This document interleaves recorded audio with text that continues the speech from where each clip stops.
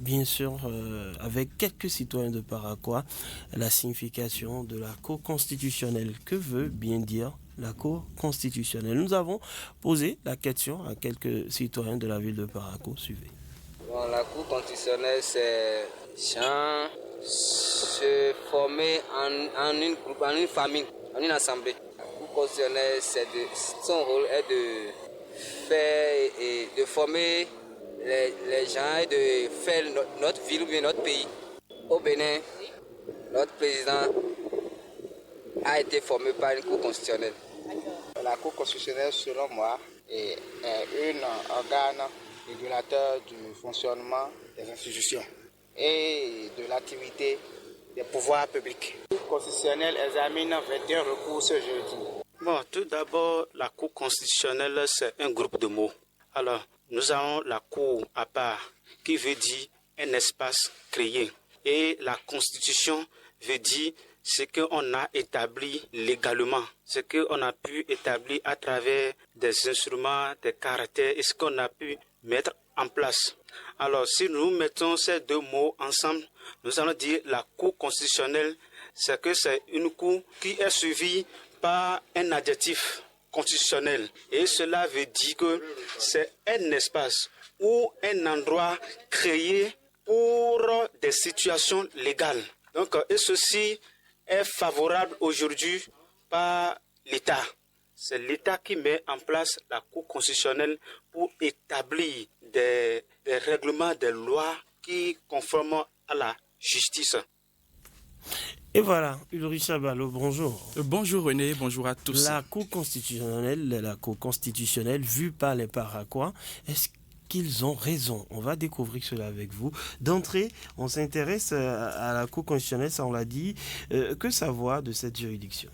La Cour constitutionnelle est la plus haute juridiction du Bénin en matière de constitutionnalité. C'est l'organe régulateur du fonctionnement des institutions et de l'activité des pouvoirs publics. Elle est créée en 1993. La Cour constitutionnelle du Bénin a été mise sur pied au lendemain de la conférence des forces vives de la nation dans l'objectif de donner un support juridique aux idées de cette rencontre majeure tenue à Cotonou en février 1990. C'est d'abord sous l'appellation Haut Conseil de la République que l'institution a vu le jour dans le but d'assurer le rôle de régulation du fonctionnement des institutions de la République. Le Haut Conseil de la République qui sera remplacé donc par la Cour constitutionnelle dont les premiers membres prendront service en 1993. Le siège de la Cour constitutionnelle est à Cotonou. Alors, quelle est la composition de la Cour constitutionnelle? La Cour constitutionnelle est composée de 7 membres, dont 4 sont nommés par le bureau de l'Assemblée nationale, 3 par le président de la République, pour un mandat de 5 ans renouvelable. Il est établi que 3 membres de cette Cour devront être des magistrats ayant une expérience de 15 années au moins, dont 2 sont nommés par le président de la République et 1 par le président de l'Assemblée nationale. 2 juristes de haut niveau, professeurs ou praticiens du droit, ayant une expérience de 15 années, dont un nommé par le président de la République, bien entendu, et l'autre par l'Assemblée nationale. Puis 2 personnalités de grande réputation professionnelle, nommées l'une par le bureau de l'Assemblée nationale et l'autre par le président de la République. Le président de la Cour constitutionnelle est élu par ses pairs et ceux parmi les magistrats et juristes membres de la dite Cour.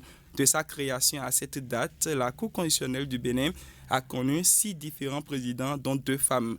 Le premier président, j'y arrive, de cette institution, de cette juridiction, est une femme dont le nom est Elisabeth Poyon. Elle a présidé la juridiction entre 1993 et 1998. Actuellement, la Cour constitutionnelle du Bénin est dirigée par Dorothée Sousa, installée en 2023.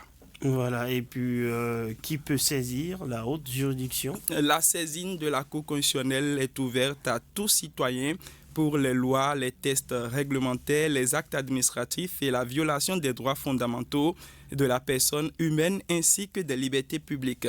La Cour peut également être saisie par le président de la République ou le président de l'Assemblée nationale ou même par les parlementaires selon les cas qui se présentent. Elle s'auto-saisit parfois et se prononce d'office notamment en cas de violation des droits de la personne humaine. En matière électorale, il existe des spécificités dans la possibilité de saisine de cette juridiction. Cependant, Pour les avis, seul le président de la République ou celui de l'Assemblée nationale peuvent saisir la Cour dans le cadre déterminé par la Constitution.